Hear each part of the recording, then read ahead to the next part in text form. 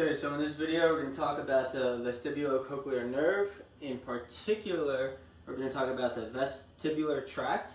So why am I saying the vestibular tract? Alright, so this tract is going to help us with eye coordination, like how we could gaze on like certain structures. It could help us with balance.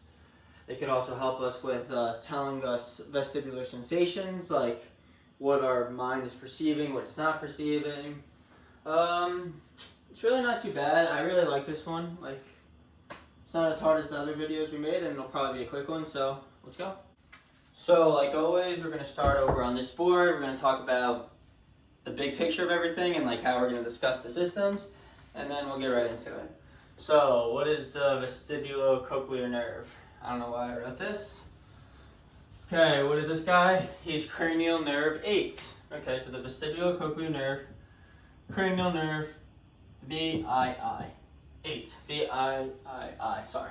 Okay, now he's got two different branches. He has a cochlear branch, which we'll talk about in a different video, which is mainly for hearing. And then we have the vestibular branch, the main one we're going to talk about, and he's for what? Maintaining our equilibrium, helping with our eyesight, our gaze, etc. So I'll just say eyes for now. Okay, now, what is this? We know this. We've gone over this so many times. Right down here, we have the spinal cord. And what is the spinal cord? Where does he run from? He's going to run all the way up into this first region known as the medulla. Okay? The next region, superior to the medulla, is what? The pons.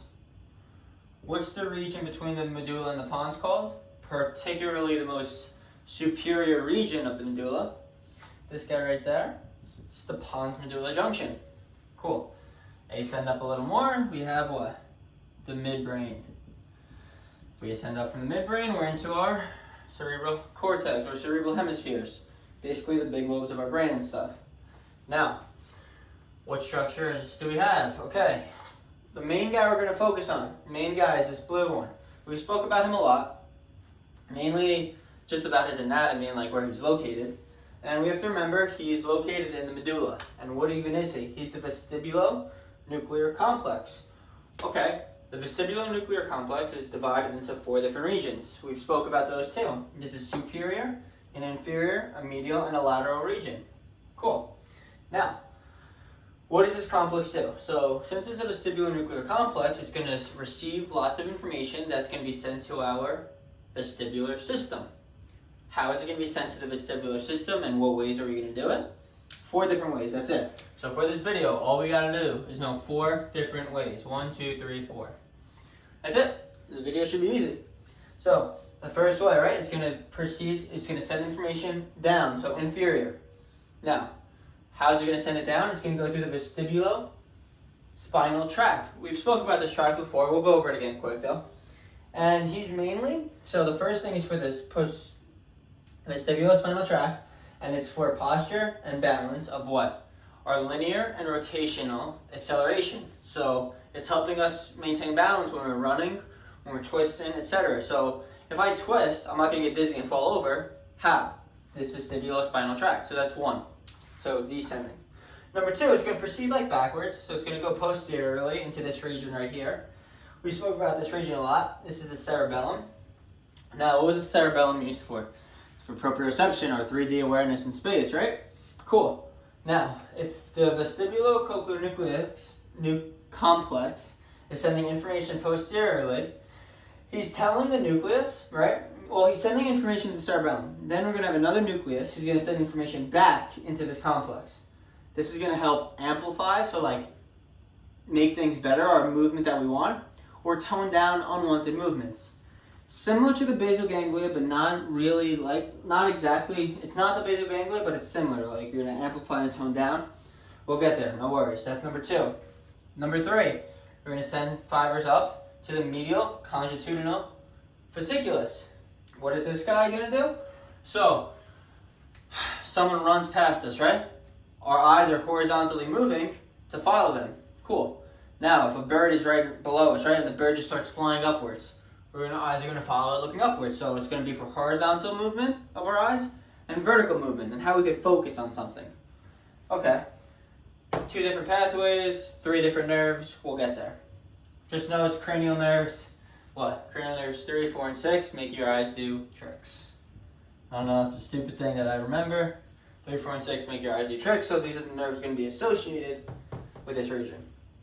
4th level, or the 4th function, we're going to proceed upwards again into our main man, our thalamus, right? The peace sign, we spoke about him so many times.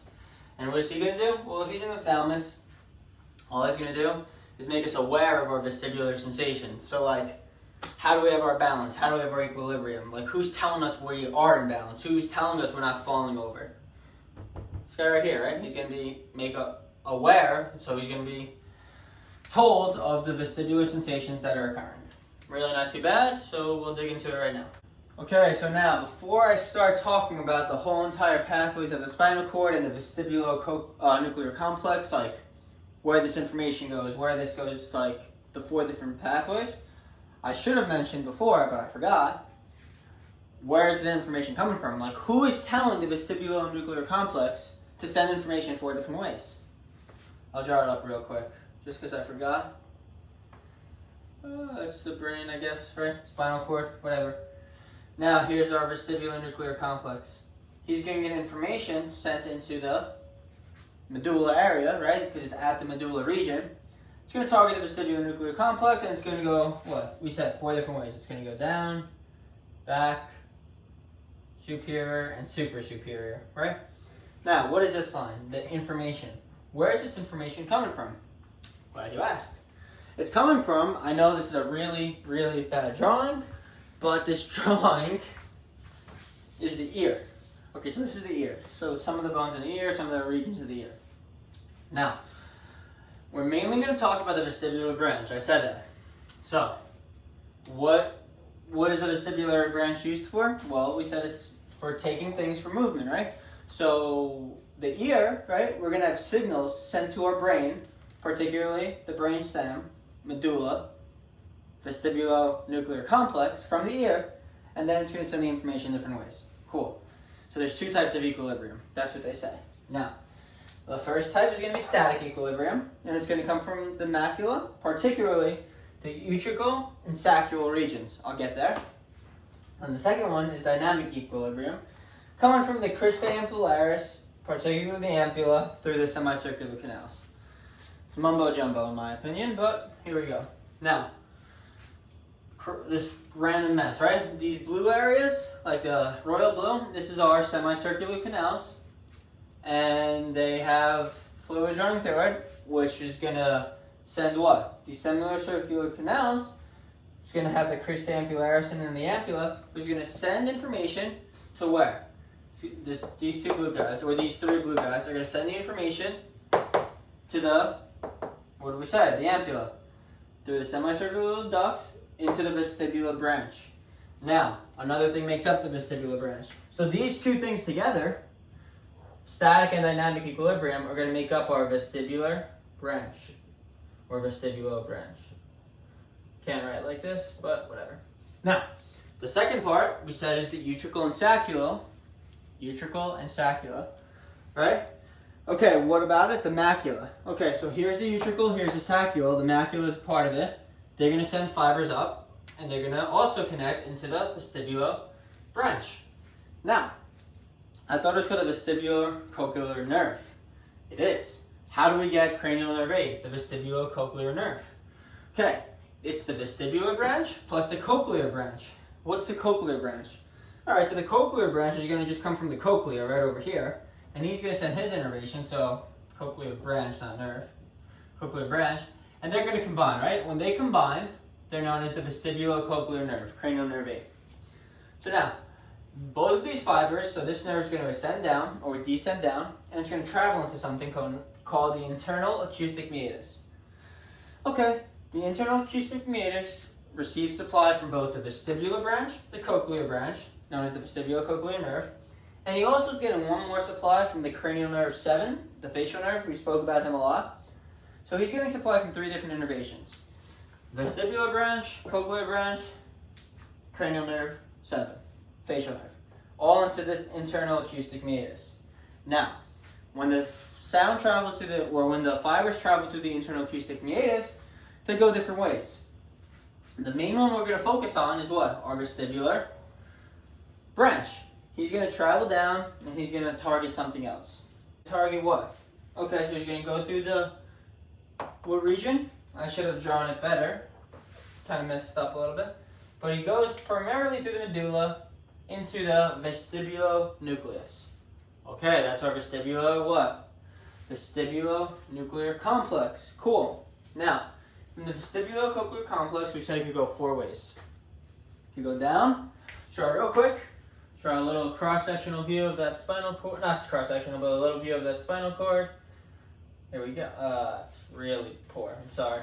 Right here, it could go down, it could go posterior into the cerebellum, it could ascend up into different region up here, and then it could ascend up again to the thalamus.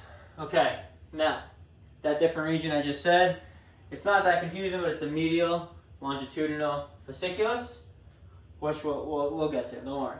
So now, the first track I want to talk about is number 1, going down. So you see on the body, we have a right side and a left side. For the one going down, I'm drawing it from the left side, it's going to take up a lot of space, so I didn't want to make it too confusing, but I'll draw it on both sides throughout the video. So now, what do we have? The information proceeds downwards, right? Mainly from the lateral and medial vestibulonuclear complex.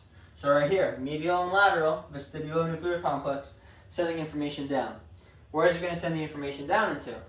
It's going to send the information down into where? Into the, we've talked about this a lot, the anterior white column, right? Also known as the anterior fasciculus. Now, when it travels into the anterior fasciculus, right, or the ventral fasciculus, same thing, these fibers are going to cross over into the anterior gray horn, but they're going to cross over ipsilaterally. So same here, it's going to travel down, and it's going to cross over ipsilaterally to the same side. Okay, so if you have a lesion in your right ear, or in your right vestibular branch, you're going to have deficiencies in your right anterior white column. Okay, anterior gray horn, I'm sorry. So, because it's ipsilateral. Now, when it goes to the ipsilateral side, what's it going to target? It's going to target alpha and gamma neurons. These neurons are going to do certain functions. For this system, or for this tract, these functions are for anti-gravity muscles, so extensor muscles. Why in God's name does that make sense? Because in order to maintain our posture or balance our position, are we trying to flex? Like if we flex our knees or like bend our arms, we're not going to maintain a good position. We need to be locked out. We need to be extended. Our knees, our hips, our backs need to be upright. So we need to extend our muscles to keep us in a good equilibrium. So these alpha and gamma motor neurons are technically lower motor neurons, are going to send the information to our extensor muscles. Quick example, the triceps, it's an extensor muscle. It's obviously not just the triceps, you're going to have plenty of others, but just wanted to put that out there. It's an easy one to just think of. And the alpha motor neurons does what? Extrafusal fibers for movement of the body. What do the gamma motor neurons do? Intrafusal fibers, particular nuclear bag and nuclear chain, for stretch, right? Cool. Now, why would we do an extension of our body? Like, why would our body extend to maintain position and equilibrium? Okay, we have a specific stimulus that's coming from where? Well, we said the semicircular canals, right? The macula and the ampulla, particularly the utricle and saccule, whatever, not too relevant, but that stimulus is doing what? Our stimulus is for linear and rotational acceleration. So if we're running, right? If we're running, our ear is saying, whoa, whoa, whoa, the fluid is moving a lot. It's telling our thalamus, okay, this is what's going on. I don't want to fall. Extend the muscles a little bit. Provide some innervation to our alpha and gamma motor neurons for some extension of our hips, our back, our shoulders, right? Now, how do we maintain our equilibrium and position? Like, why is it the medial and the lateral vestibulonuclear complex? Well, the medial one is mainly for the head and the neck. Okay, so the medial one is mainly for my head and my neck, so my position, my extension over here. The lateral one is mainly for my limbs and my lower trunk. So lateral, vestibular nuclear complex is from trunk and limbs, right? Trunk down, neck down. The medial one is for the head and the neck. Cool, and it's mainly for extension to maintain our position. Now, that's our first tract. Our second tract is coming from, we said it's going to the cerebellum. Here's your cerebellum. It's on both sides, right? You know it's medial, left and right. Okay, it's going to pass through our this little bundle right here. What was this known as? This is the inferior cerebellar peduncle. Cool. Now, when it passes through the inferior cerebellar peduncle, it's going to go through a different region of the cerebellum. The region of the cerebellum is known as the follicular nodular lobe. So the follicular nodular lobe is basically for vestibular sensation. What do I mean by this? Okay, for vestibular sensation, it's trying to modulate or tell us if we're like in good plane or good equilibrium. Another name for this lobe is called the archicerebellum or the vestibulocerebellum. It would make sense because it's talking about the cerebellum and the vestibular system. But all this lobe does is going to have a different nucleus in it. So he's mainly just storing or housing a nucleus. What nucleus? He's storing the vestigial nucleus right here. Or the nucleus fastigialis, same thing. What is this guy going to do? So he's this nucleus, right? So the innervation is coming from this region. Ipsilateral side, obviously. Going to the inferior cerebellar peduncle, into the folliculonodular lobe, into the vestigial nucleus. All the vestigial nucleus is going to send information back to the vestibulonuclear complex, and he's going to aid in the vestibulospinal tract, which is going to do what? He's going to stimulate, or he's going to amplify or fine-tune our movements. That's one thing I forgot to mention, and I apologize. This system right here, this downward thing, is called the vestibulospinal tract. So it's coming from the vestibulonuclear complex down the spinal tract into our anterior region. I apologize for not mentioning that. Now, like I said, the vestigial nucleus, right, stimulates the thalamus, which is going to then stimulate the vestibulospinal tract, and it's just going to help stimulate what? It's going to amplify. It's going to relax some of the movement. It's going to help us. It's going to help us maintain balance. So that's number 2. Comes from both the ipsilateral side, and it's on the left and the right side. I just didn't draw both because I ran out of space. But if you wanted me to, it would come this way. This is the lobe in blue. I'll erase that. That's the lobe. Here's the fastigialis nucleus, and then it comes right back. Decent. So now, as we continue on, not too bad. We're going to have another system. We talked about descending down. We talked about moving posteriorly. Now we're going to move into the medial longitudinal fasciculus. Okay, where is he at? Well, what does this even mean? So, the vestibular nucleus is going to receive the innervation from where? The vestibular branches coming from both sides. It's going to hit our vestibulonuclear complex. Now, this is where I don't know why in God's name this happens. But the information comes contralateral. Okay. Now, from contralateral side, it's going to stimulate our abducens nerve, cranial nerve 6. Okay. And then from the cranial nerve 6, it's going to go contralateral again, and it's going to target cranial nerves 4 and cranial nerves 3. What is 3? Oculomotor. What is 4? Trochlear. Cool. Now, this is where things are a little weird, just I want you to know. Cranial nerve 4 and cranial nerve 3, right? When they're combined. So when cranial nerve 4 and cranial nerve 3 are combined, they're going to form something. They're going to form the medial rectus and the lateral rectus. Okay, which one does what? So, cranial nerve 3 is going to form the medial rectus. Cranial nerve 6 is going to form the lateral rectus. Both of these, when they're together, right, they're going to move our eyes in a fixed gaze in a horizontal direction. So someone's running past us, right? Our eyes are like going horizontally. This is from cranial nerve 6 and 3, or 3 and 6. Okay, Now, we know the oculomotor nerve, right, is making what? Oculomotor nerve is making the medial rectus, or innervating the medial rectus muscle. And then the cranial nerve 6, abducens nerve, is innervating the lateral rectus muscle. Cool. So, 3 and 6, horizontal gaze. Okay, so now cranial nerve 3 and cranial nerve 4 work together as well. What? I thought I just said 3 and 6 work together. Well, they do. 3 and 4 work together as well. How?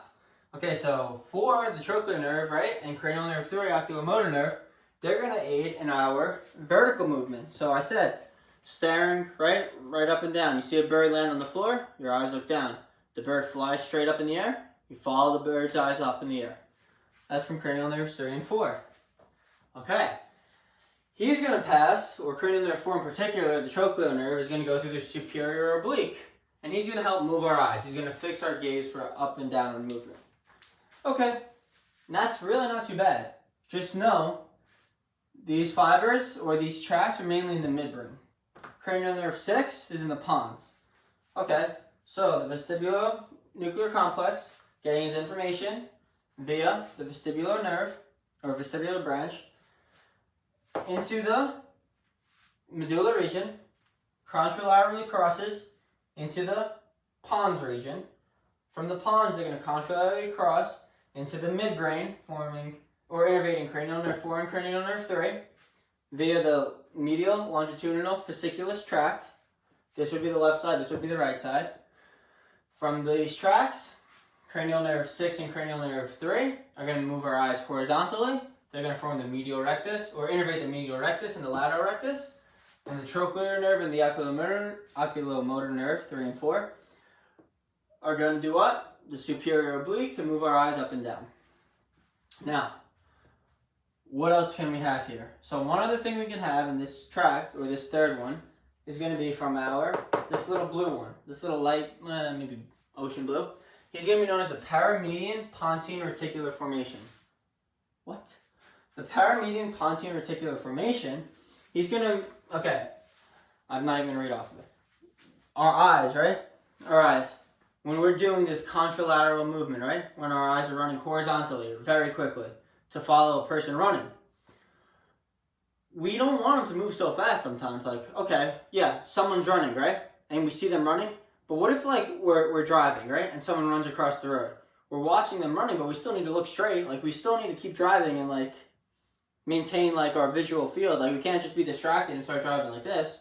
So, this paramedian pontine reticular formation is going to stimulate or inhibit what? Cranial nerve 6, in order to inhibit the medial longitudinal fasciculus tract. So it's mainly coming from the central nervous system. It's like an override. Like, okay, cool, you saw the person run across the road, but like there's nothing you can do about it, so your eyes are like, okay, I'm coming right back to normal. So I'm inhibiting the main, like, horizontal gaze. I need to keep myself in line. Now, say you're still driving, right? You see someone run across the road, and then, like, you see there's, like, damage, like, they get injured, right? Someone, like, hits them with their car, they get hit by a biker. This formation's like, oh, whoa, I gotta stop the car. I'm slowing down, like, my mind is slowing me down, but my gaze is staying on that person because there's trouble. So I'm stimulating this horizontal gaze. So you can stimulate it or you can inhibit it via the paramedian pontine reticular formation, which is literally located just a little lateral to this tract. That would make sense. So now, it helps with that. Medial rectus and lateral rectus. That's what it inhibits or stimulates. Cool. Last track, baby. Home stretch. We ascend upwards, right? We can ascend upwards on both sides, as we know. And we're targeting something. We're targeting the thalamus. What region of the thalamus? We're targeting the ventroposterior lateral nucleus. We've spoke about this guy a lot. Okay, why is he so important? Okay, so he's so important because he basically controls our head and our neck. How? Okay, so he's going to receive information from the vestibular complex, and he's going to tell our head and neck to adjust, maintain our equilibrium. Okay? Now, what is he going to target? So he's going to send his fibers up through the internal capsule. Okay? From the internal capsule, he's going to ascend up through the corona radiata. Now, from the corona radiata, he's going to go 3 different ways. In ocean blue, I guess, he goes to the cerebral cortex, mainly the lateral postcentral gyrus. In green, he goes to the insula, mainly the insular cortex. And then in red, he goes to the temporal parietal complex. Why am I even mentioning these things? All these guys do, or they make us more aware of our vestibular sensations. So, these fibers go through the internal capsule, through the corona radiata, through these three different regions, the cerebral cortex, the temporal parietal lobe, and the temporal parietal cortex, and the insula, or the insular cortex. Basically, making us more aware of our sensations. So, that's everything we need to know about our vestibular branch. It's really not too bad, and I hope this helped.